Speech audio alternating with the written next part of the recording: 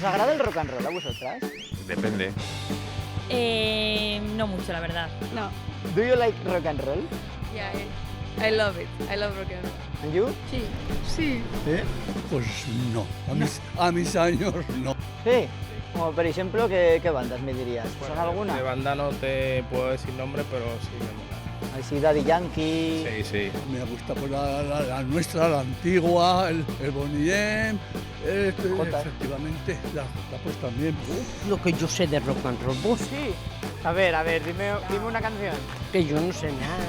Creo que no tengo edad para esto. ¿Conoced Audacity? Do you know who is Audacity, the band? No. No. Ni idea. No, no tengo ni idea.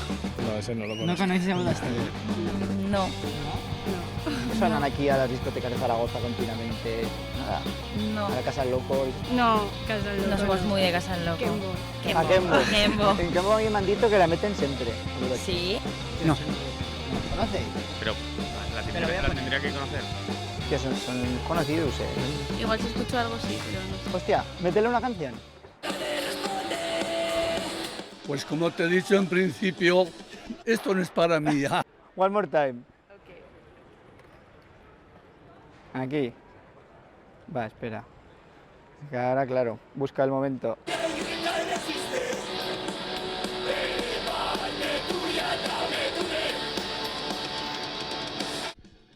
Me parece que esto no lo bailo. A lo mejor con 3 cervezas de más, pues probablemente. Para una cancioncilla sí, ya para un concierto entero no. No, está guay. ¿Sí? Sí.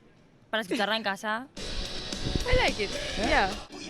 Sí que la he escuchado. Sí, ¿La has escuchado, verdad, sí. Juan Pérez? Ya lo Sí, sabía porque el hijo de ella sí le gusta esa música, ¿sabes? Está chulo. Sí, ¿aún Sí. quieres algún concierto? Mm.